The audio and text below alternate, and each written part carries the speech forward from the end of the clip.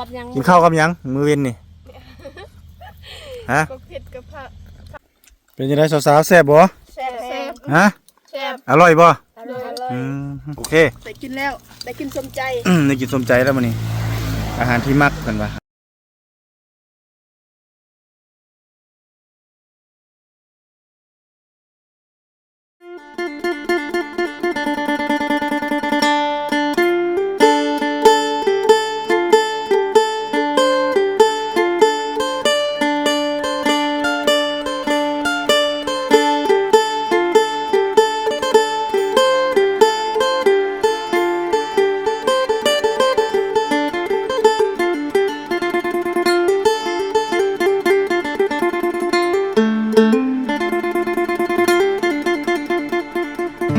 ไอหอบความช้ำมาเซละนองหลายปีหม่นหมองจากสาวไทยเศร้าใจรำพันถ้านับเป็นเหตุเฮ็ดให้เฮาต้องพลาดจากกัน ด้วยพ่อแม่เจ้านั้นบอกบ่เอาลูกเค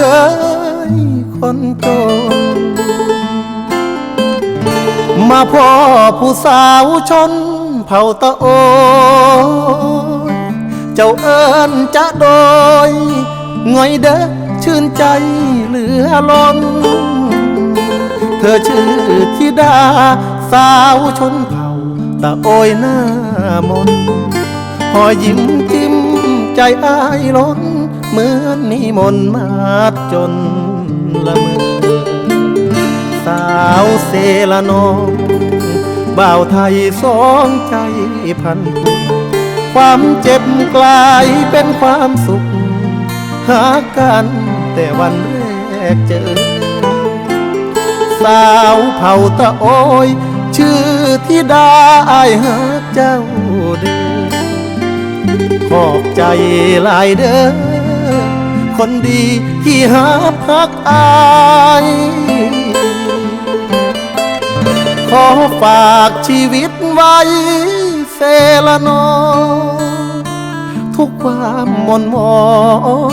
ฝากเธอช่วยเป็นยาใจขอบคุณความเจ็บที่นำพามาพบสามใบจากนี้ทั้งชีวิตอายมอบให้เจ้าสาวงามตะโอ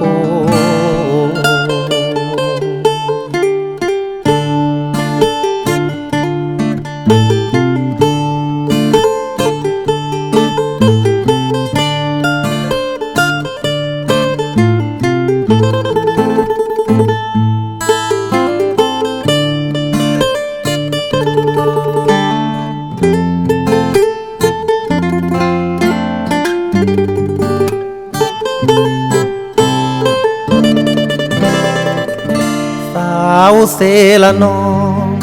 บ่าวไทยสองใจพันผูกความเจ็บกลายเป็นความสุขหากันแต่วันแรกเจอสาวเผ่าตะโอยชื่อธิดาอ้ายหาเจ้าเด้อขอบใจหลายเด้อคนดีที่หาพักอายขอฝากชีวิตไว้เซละนองทุกความหม่นหมองฝากเธอช่วยเป็นยาใจขอบคุณความเจ็บที่นำพามาพบสามใบจากนี้ทั้งชีวิตอายมอบให้เจ้าสาวงามตะโอ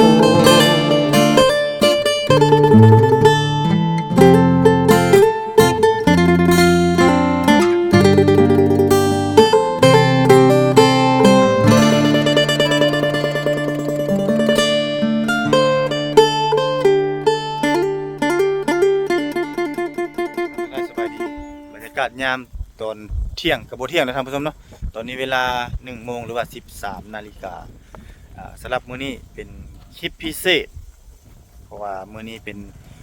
งานวันเกิดหรือว่าเป็นวันคล้ายวันเกิดเนาะบ่แม่นงานวันเกิดพี่น้องเป็นวันคล้ายวันเกิดของ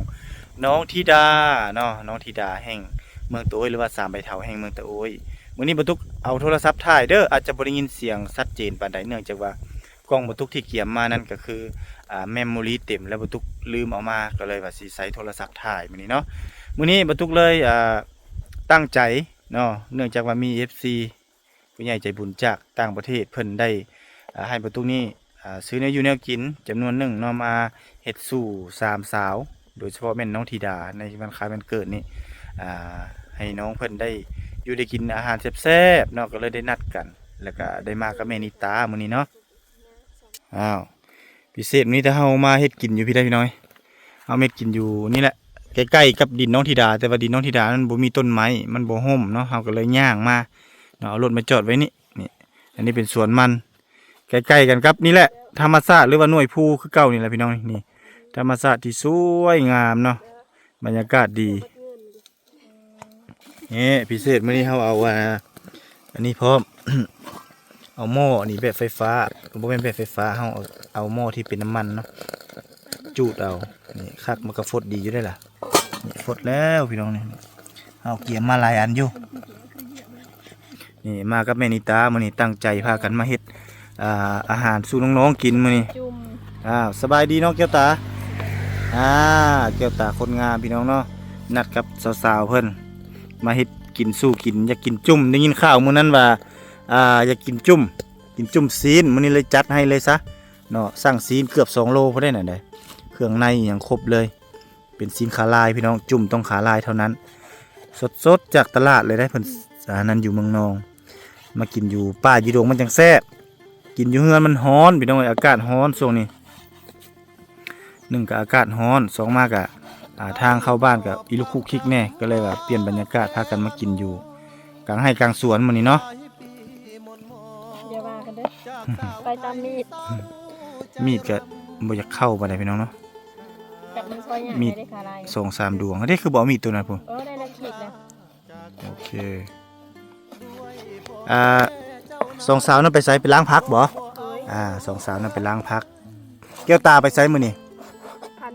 ฝานมันโอ้เฮ็ดมันแห้งบ่โอ้เฮ็ดมันแห้งขายเนาะตากมันแห้งใกล้ๆนี่บ่เถียงนี่บ่โอ้บ่อนที่ว่าอ้ายไปหยังน้อไปโอ้บ่อนเถียงนานั่นบ่อนอ้ายไปคนเข้าตีเข้าช่วยนั่นเนาะสิแล้วเหรอบ่ยังโอ้ยังอยู่เนาะประมาณจักมื้อจังแล้วนี่มื้อนี้คณะบ่ได้ไปโอ้คิดว่าน่าจะมื้ออื่นเนาะมื้ออื่นก็น่าจะสำเร็จเพิ่นว่าเป็นหยังพี่น้องมื้อนี้พามาบำรุงก่อนอาหารพิเศษเด้วันเกิดเอื้อยเจ้าเด้เพิ่นกินข้าวกับหยังมื้อเว้นนี่ฮะเผ็ดกับผักฮะผักหัวย้อนจ้ำมักเผ็ดกับผักหัวย้อนโอ้กินเจียวมักเผ็ดกับผักหัวย้อนแซ่บบ่บ่แซ่บเนาะบ่แซ่บแต่จำเป็นเนาะปองปลาเด้บ่มักกินบ่ปองปลาไข่เด้ส่วนหลายสิประหยัดเด้ให้เป็นเงินแล้วแม่นแล้วและต้องได้ไปซื้อแบบแนวไข่กินเห็นเวียกประหยัดทาหน้าแนวหยังเอาให้เลยเด้จะซื้อเลยยังเอาเงินพะจงไว้เด้ทุกคนเงินนี่คันให้เป็นเงินนี่แม่นแล้วพี่น้องเสียดายว่าบ่ยอมซื้อแนวกินแนวกินนี่เสียดายบ่อยากซื้อพี่น้องกินมักเผ็ดกินหยังก็กินไปแต่ถ้าว่าเป็นเครื่องนุ่งของถือบ่เป็นเพิ่นไว้ซื้อประเภทแบบครีมทาผิวเครื่องสำอางประเภทผู้หญิงเด้เนาะแบบนั้นเพิ่นแบบนั้นน่ะเพิ่นบ่เสียดายแบบนั้นเนาะโอเคพี่น้องจานกับบ่วงไม่ฮู้ตอนนี้3สาวมาแล้วได้พี่น้องเอ้ยมาฮอดแล้วพิเศษนี้ถ้าเฮากินอยู่กลางสวนพี่ได้พี่น้องเอ้ยจักสวนไผบ่จักอันนี้สวนภายในบ้านสวนทาบ้านใดบ้านเฮานี่แหละโอเคสง่ายอยู่ดอกซั่นน่ะเพราะว่าดินน้องสาวเพิ่นว่ายังบ่ทันปลูกต้นไม้เกี่ยมเฮ็ดหัวแล้วปลูกต้นไม้ซะเด้อต้นไม้กินมากสบายได้บัดอันนั้นเลย เอาลงโลดซีนก็เอาลงโลดหน่อยเอาลงแล้วก็เฮาก็ขวบไว้ก่อนมื้อนี้พิเศษวันเกิดไผมื้อนี้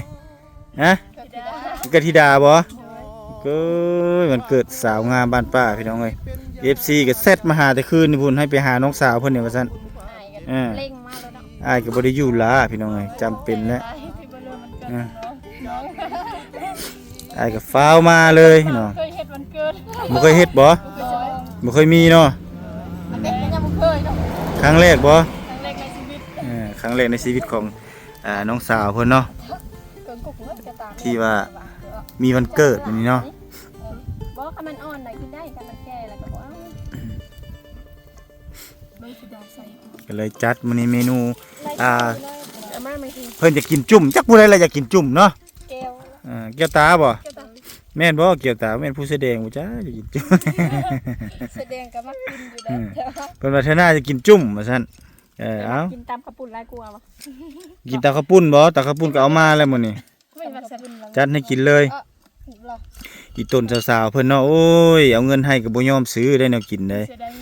เสียดายเงิน เสียดายเงินไปยอมไปกินเจียวหมกเพชรเฮ็ดเวียกเฮ็ดได้สิมีเหือมีแฮงแต่ขนาดมีอ้ายนี่เฮ็ดแนวกินแซ่บๆให้กินก็ยังติอ้ายนั่นว่ามันบ่มีเหือมีแฮงว่ะกินทอดไข่หลายก็บ่ไหวได้ต้องเปลี่ยนเมนูนำ มาสิตักแซวให้ มื้อนี้กินเจียวเพียมื้อนี้ ก่อนที่จะยังบ่ได้ชิมเลยเด้อ เจียวเพียแซ่บๆแซ่บแล้วล่ะได้แล้วล่ะโอเคละ มา กินในบ้านมื้อนี้ก็ พ่อบ่ พิเศษภาษาในบ้านคือเก่า บ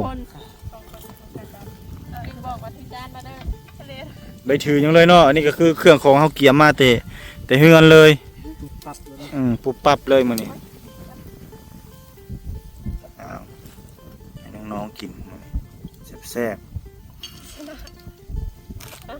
อามาจานนะตักแซวให้ ๆเป็นบ่มื้อนี้เอา ห่วงพอกันบ่ห่วงห่วงจักได้ โอ้ยค่อยๆเด้วาสนาค่อยๆวาง จวด หาบ่อนอันนั้นจักก้านห่วงนะพ่อบอกจักลำ5 4 5จักคนเอาครบ เลยนะ เด้พอดีน่ะ จานมีแต่5 พอดีแล้ว บ่วงผัดอามาคุก เอาโลดถ้าเจ้ากินก้อนโลดเดี๋ยวอ้ายกินตามหลังก็ได้นะเอาไปให้เขากินก้อนนี่แต่แบ่งแล้วก็แบ่งไว้ให้อ้ายต่างหากแล้วค่อยกินตามหลังก็ได้ถ้าเจ้ากินโลดเนาะ เหี้ยนั่นแหละบ่นี่ได้ไว้เลยดิ บ่ว่าซีนมันยังก็แบ่งไว้แล้วก็ให้เจ้ากินโลดนี่อาจารย์เอาไปให้เจ้าในบ่พอกันอาจารย์เอาไป นี่ของค่อยเนี่ยเอาไปแล้วค่อยล้างแม่นี่จ้าได้เอาฝนระบ่นานเบิ่งดูเป็นตาแล้วบ่ยังเนาะโอ้ใจคนมันร้อนพุ่นเนาะ ลมมันอยากเนี้ย ลมแน่มันเต็มเลยนะเห็นได้ซะจังซี่แหละกินแบบง่ายๆดังฟืนบ่จังอู้ทางอีสังอีกยังร้อนคักแบบนั้นเนาะ แล้วนี่สบาย อันนี้สบายบ่ โดย คักบ่แบบนี้ ค่ะ มื้อนี้ไปเวียกไสมื้อนี้ พันมัน ฝานมัน พันมันพัน โอ้ไปฝานมันอยู่สวนใดสวนนี้บ่ โดย ไปแต่เช้าพุ่นบ่ตอนได้เสร็จหาได้ซะกำลังออกไปบ่ ออกไป อยู่สวนแล้วตอนน่ะมีสัญญาณบ่อยู่สวนน่ะ เนี่ยซีมไปทัดเพิ่น เอ เฮ้ อย ซีมแจ่วก่อนเพราะว่าตอนปรุงบ่ได้ซีมเด้ ที่จริงนะอยากเอารถจักรมาแต่ว่าผัดเครื่องโครงหลายมานี่อย่าเอาแนวนี้มาเฮ็ดกินปันกินแน่เนาะ จางบ่จะแจ๊ะบึง ก็เลยว่า คือ โอ้ กลาง บ่ได้แล้วว่ะต้องได้เอารถกระบะมา แม็ก ต้องมีผู้ช่วยคันบอกแม่นิตามานี่บ่มีผู้ช่วยเด้เฮ็ดแนวอยู่แนวกินนี่แฮงแล้วเลยแหละ ไอ้ ดาวเฮ็ด อ้ายก็จะถ่ายคลิปเนี่ยก็ขมังนี่แหละเนาะอยากอ้ายก็เฮ็ดได้อยู่แต่ว่าสิไปถ่ายคลิปผัดโอ้บ่ได้จะได้เผ็ดบ่พอดีบ่เป็นจังได๋สาวๆแซ่บบ่ แซ่บ ฮะ แซ่บ อร่อยบ่ อร่อย อืม อร่อยมากๆเลยจางบ่เอาสิเอาน้ำใส่ จางบ่รสชาติจางบ่เป็นจังได แซ่บน้ำซุปนี่ใส่อีกบ่เกลือ นี่อันนี้คือน้ำซุป จะสดตรงนี้ สดบ่รู้ธิดานี่ ยูหันจ้างไปอ่ะ มันเกิดจะได้มื้อนี้ได้ กินเต็มที่ได้ นี่พักกันยังบ่ละลายนะโหปู่ ต้ม พักกับบักละลายพี่น้องอืม จาง ยังตำข้าวปุ้นนี่ เอาเกลือใส่ไหม นี่ซีนกับผู้เครื่องกระซามหนึ่ง2 โลผุนซีนกับอ้าวเป็นยังไงบัดนี้ นัวๆเนาะ ได้กินสมใจแล้วมื้อนี้เนาะ เอาคน แซ่บคักขนาดบ่ โดยเกลือนี่ กินข้าวใส่น้ำเด้อจนได้เจ็บกระเพาะพักกันกินข้าวหรือบ่มานี่ กินละ ธิดายัง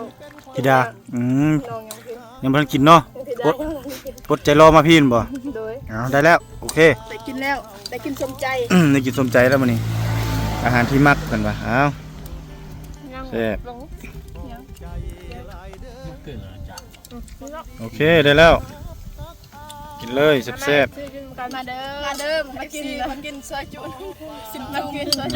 อยจุ ๆซอยจุบ่แม่นเด้ซีนจุ่ม จุให้กินเด้อ ซีนจุ่มอันนี้ กินข้าวปุ้นแซ่บเลยอันนี้เขาเอิ้นสินจุ่ม นี่เขาเอิ้นว่าซีนจุ่มตัวนี้ ใครอยากใส่มีรอดก็ใส่เด้อ ที่จริงถ้าเฮาว่าบ่ทุกว่าอยากไลฟ์สดพี่น้อยแต่ว่าสัญญาณบ่แฮงอยู่นี่เนาะโทรศัพท์บ่ทุกสัญญาณบ่มีก็เลยไลฟ์สดบ่ได้มื้อนี้ ใส่ก็ใส่มีรอดใส่ไหม ก็ต้องขอโทษขออภัยนำ FC เดี๋ยวกินข้าวอิ่มพุ่นแหละจังสิหาบนไลฟ์สดคันมันมี ตั้งโทรศัพท์ดาดเสื่อม เสื่อมโทรศัพท์ธิดาก็ได้เนาะ โดย อืม ได้ ๆ บ่ได้ แล้วจังสิไลฟ์สด ไม่เว้ยยัง นี่เหรอ มือกล้องอดก่อนเด้อ อดก่อนอดตลอดมือกล้องนี่ เบิดก่อน อืม มาเด้อมาร่วมกินข้าวน้ำนองมันมีวันเกิดน้อง ต้องขอบ ข้าวสามัคคี ขอบใจผู้ใหญ่ใจบุญพร้อมได้ขอบใจ ที่ใจบุญหลายๆที่บ่ เริ่มมันเกิดธิดา ที่บ่เริ่มมันเกิดน้อง ที่อุปถัมภ์อาหารแซ่บ อืม ๆให้น้องได้กิน เพิ่นได้นี่แหละอุปถัมภ์มาก็ตามอาหารที่น้องๆอยากบ่ตุกกระจัดให้เลยเนาะเมนูจุ่มอันนี้ขึ้นมาจุ่มเพี้ยตัวนี้เนาะ มัน อันนี้แหละสีจุ่มเพี้ยคักๆเลยตัวนี้แซ่บๆเอากินอ้าวอาหารจานเด็ดแต่แนวนี้ละบ่จังแซ่บเพราะสิกินข้าวกับเจ้าของเพชรนี่เลยสิไปแซ่บแม่นบ่ แม่น ยากก็ซื้อกินโลดปลากระป๋องนั่นป๋องหนึงไข่นั่นแน่บำรุงถ้าเจ้าได้นั่นใดเห็นบ่ตอนถ้าเจ้า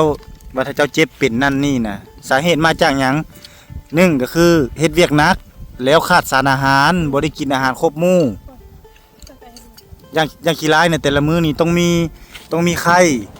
ต้องมีอีหยังกินมี่กินไข่กินหยัง มี บ่มีโปรตีนบ่ได้ มีก็สิแท่งไข่ก็สิแท่ง บ่กินมี่ก็ยังบ่ปานใดต้องไข่ปองปลาหั่นแหละคันว่าบ่มีแนวกินแท้ๆก็คันมื้อใดมีปลากินแล้วก็แล้วกรณีว่าถ้าสมมุติว่าก รณีบ่มีอาหารเนาะ บ่มีอาหารแบบฟ้าวไปเวียกไปงานแฮงอะไรซะก็ต้องได้มีแนวกินถ้าเจ้าจังบ่เจ็บบ่เป็นกินข้าวได้หมดแล้วบ่ อย่างไร กิน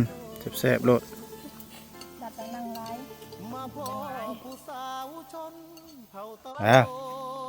บ่ตุกกระเทือดกินได้กินหน่อยหนึงแล้วพี่น้องเอ้ยก็ถือว่าอิ่มๆนิดหน่อยหนึงมีทางสาวๆเพิ่นยังบุกโตอยู่เดี๋ยวนี้ มาได้ อ่า สุดที่3เลยได้นี่ สุดที่3เลย ยก3 แต่สำคัญตีมวยเนาะสำคัญชกมวยเนาะ โดย ยกที่3พี่น้องเอ้ยยัง ได้ ยังบ่ทันอันนั้นเทื่อได้นี่ยกที่3นะ จ้างหรือบ่ กินให้จุใจกินให้สะใจไปเลย เดี๋ยวหิวอีกจะได้กลับไปนี่ก็ได้กินมักแจ่วเพชรอีกเนาะ โดยเจียวเผ็ดอีก ต้นเล่งรักเผ็ดแล้วต่อ ถ้าเจ้าก็ซื้อปองปลานั่นไปกินปองหนึงบ่2ปองบ่แม่นสิกินหมดบาทเดียว ทุ่มไว้เนาะ ซื้อเป็นแพ็คก็ได้คันได้เข้าในเมืองก็ซื้อเป็นแพ็คมาไว้แล้วก็เอาไว้แล้วก็มื้อใดไปเวียกก็เอาออกมากินมื้อใดบ่มีอาหารไปกินหั่นเด้สิเสียดายหยังเงินนำ10ปลายพัน20,000ซื่อๆบัดพูนบัดถ้าเจ้าเห็นบ่ เอาบ่ กรณีถ้าเจ้าอันบ่สบายนะบ่เอาแล้วกินแล้วในกรณีถ้าเจ้าบ่สบายเบิ่งถ้าเจ้าหมดเงินเป็นเท่าไหร่นั่นหลายเด้ มาใครสิเอา สิ่งสำคัญนี่สุขภาพสำคัญที่สุด อาหารต้องครบเม้นบ่อายนี่อ้วนขึ้นเห็นบ่ เมียเลี้ยง อืม เมียแหละพร้อมลงเงิน ย้อนอันให้อาหารในครัวไม่ได้ปัด อืม อันนั้นดูแลครัวดีโพดเมียจนจอยเบิดเพิ่นอันนี้เอามาให้ เกี่ยวหยังเมียบ่กินเองเนาะให้บ่ให้กิน เมียรักษาหุ่นผัวบ่ได้รักษาหุ่นกินแล้วละ หุ่นบ่บ่ได้หุ่นไปหุ่นมาตรฐานเอาบ่แม็กนะมา ค่อยบ่ค่อยบ่ได้มักหาหุ่นค่อย มักกิน ตัวใดมักบ่แม่นตุ้ยบ่แม่นค่อยมักตุ้ยค่อยยะค่อยกินเออ ข่อยก็ตัวได้ยากกินบ่คือ โอ้ยเจ้ากินกับค่อยกินมันต่างกัน เจ้ากินพัดดมเอา ให้ตุ๊กไปกินไว้ บ่แล้วบ่ได้เกี่ยวกับตัวนั้นน่ะแม่เอ้ยระบบค่อยกินนะระบบค่อยกินคือค่อยกินอะไรนี่อันนี้ระบบงานคืองานค่อยกินนิดเดียวค่อยมื้อพูดค่อยกินหลายค่อยหิวเด้ก็มันเด้ถ่ายคลิปหมดมือ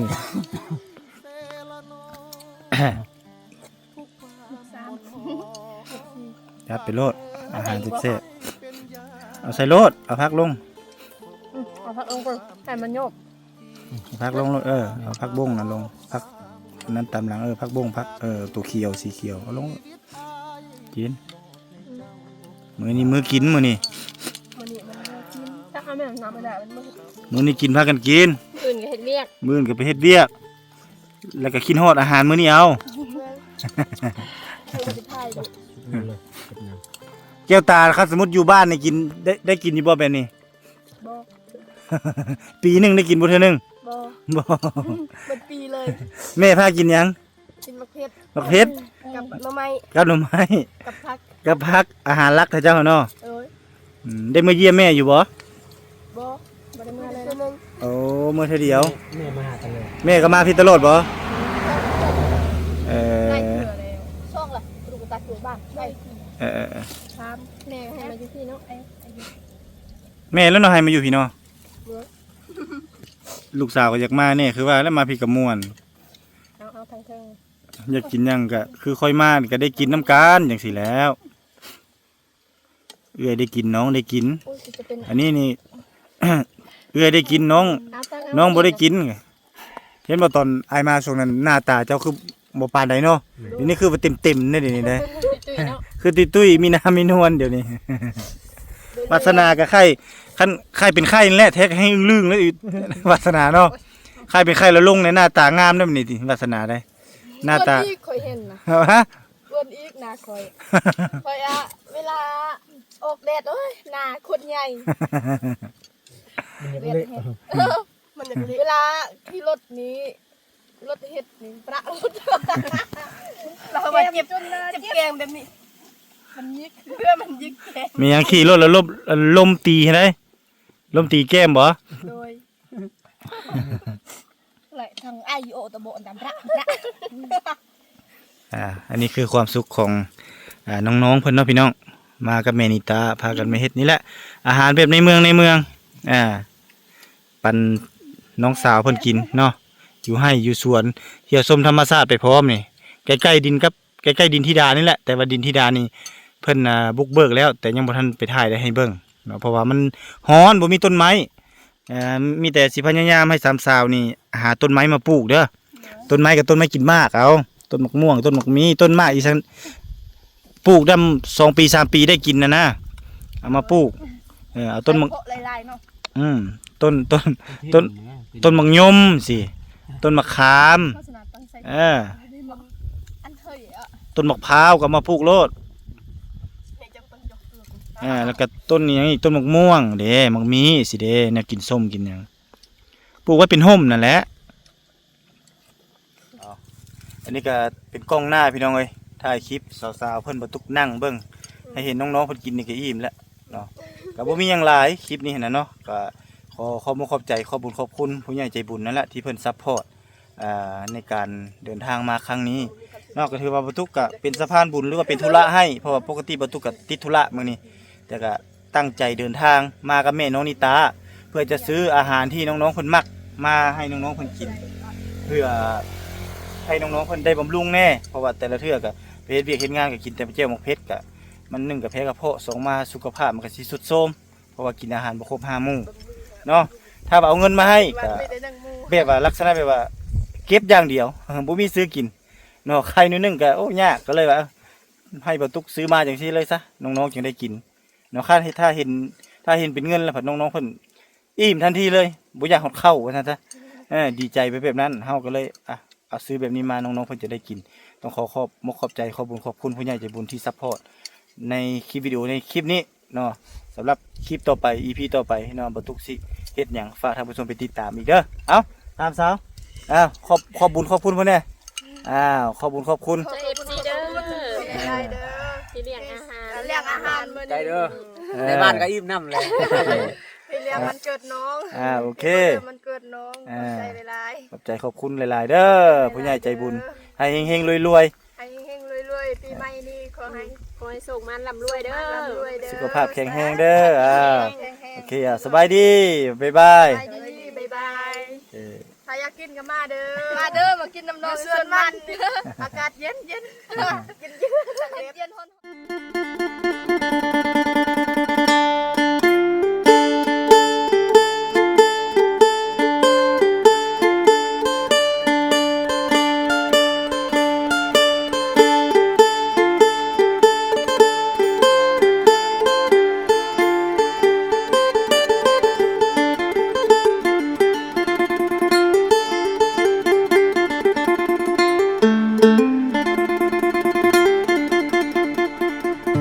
ไอหอบความช้ำมา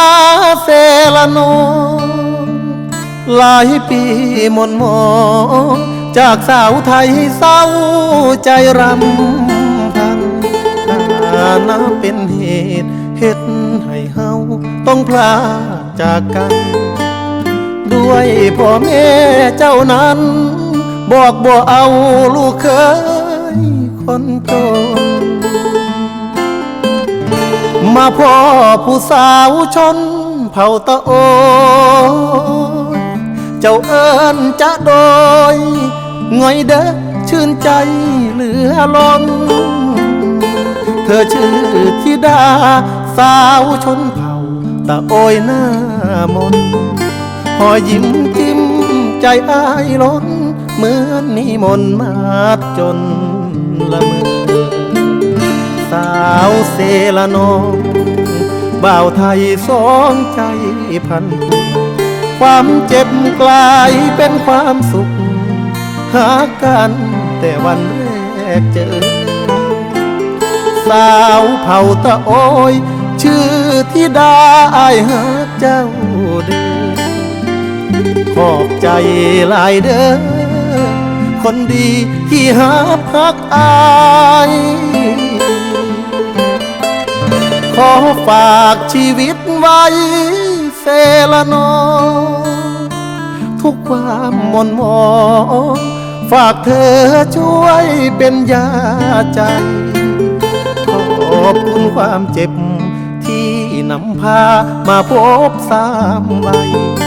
จากนี้ทั้งชีวิตอายมอบให้เจ้าสาวงามตะโอ